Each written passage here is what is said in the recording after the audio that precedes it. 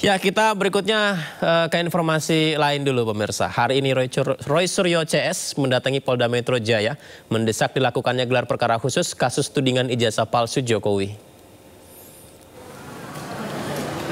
Permintaan gelar perkara khusus dilakukan lantaran Roy Suryo CS sebagai terlapor merasa tidak dilibatkan oleh Polda Metro yang telah meningkatkan kasus ijazah ini dari tahap penyelidikan naik ke penyidikan.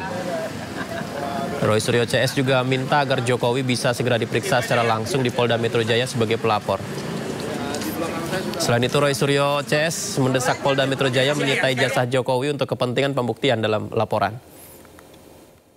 Penting ini kami sampaikan karena harus ada tindakan berimbang yang sama, equal, agar ada jaminan keadilan dan kepastian hukum. Kalau di Barkrim saja diadakan gelar perkara khusus, di Polda juga harus demikian. Ya. Dan sebenarnya yang kami sangat sayangkan adalah semestinya peningkatan status ini menunggu terlebih dahulu hasil gelar Wasidik Bareskrim Mabes Polri. Kenapa demikian?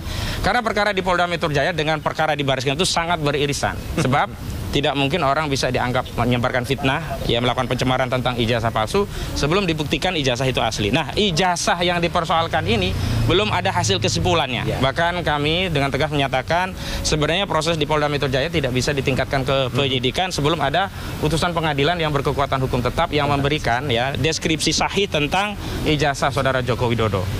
Pelaku penyelidiknya berbeda sehingga tidak bisa disatukan. Dan paling penting adalah ada kekhawatiran kami kalau tidak disita. Ini kan sudah banyak ya kasus-kasus belum sampai selesai itu kebakaran ya. Di Kejaksaan Agung lagi memeriksa perkara tertentu kebakaran.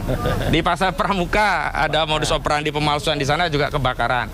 Nah, khawatir juga ini ya belum sampai ke persidangan tiba-tiba rumah dari pelapor di Solo kebakaran dan dokumen itu kan hilang. Kan berbahaya itu. Maka sebaiknya harus disita terlebih dahulu oleh penyidik di Polda Metro Jaya. Oleh karena itu, ya, saya pun mengatakan kami selaku quote and quote terlapor itu sudah siap 11.000 triliun % siap kita ya untuk hadir. Ya, tetapi sama seperti tadi yang disampaikan Pak Ahmad Kosinuddin, dalam perkara ada yang melapor, seharusnya pelapor itu duluan yang diperiksa. Ya, pelapor itu duluan, urutannya begitu, dalam KUHP urutannya juga begitu. Jadi tidak lazim, tidak umum, bahkan aneh jika pelapornya, saya makanya juga tanya, kenapa pelapornya belum diumumkan untuk diundang atau dipanggil ya untuk datang.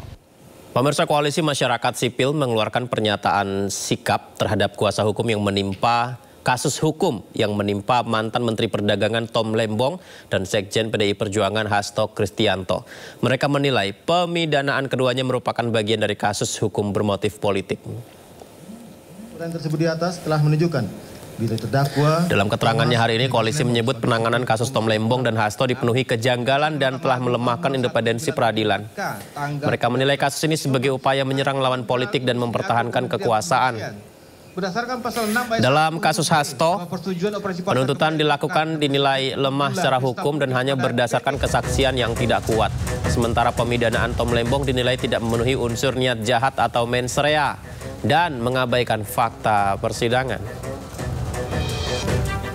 Proses hukum terhadap Tom Lembong, terhadap Hasto Kristianto sebagai proses hukum yang terdistorsi oleh faktor politik.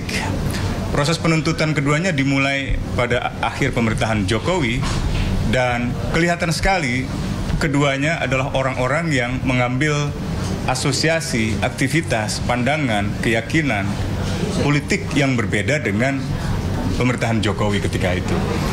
Dan juga yang kedua, mereka mengambil posisi yang berseberangan dengan kubu petahana atau kubu politik yang tengah bersaing dalam pemilu 2024 yang didukung oleh petahana Joko Widodo. Dan kebetulan salah satunya adalah anak dari Presiden Jokowi secara langsung.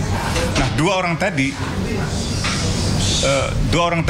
terekam dalam berbagai dokumentasi media massa memberikan kritik-kritik yang sangat memukul pemerintahan Jokowi dan bisa berpengaruh pada popularitasnya, bisa berpengaruh pada dukungan politiknya pada anaknya yang sedang mencalonkan diri. 80.000 koperasi desa Merah Putih resmi diluncurkan hari ini di seluruh Indonesia. Diskusinya kami hadirkan usai jeda, tetaplah bersama kami di Sindu Prime.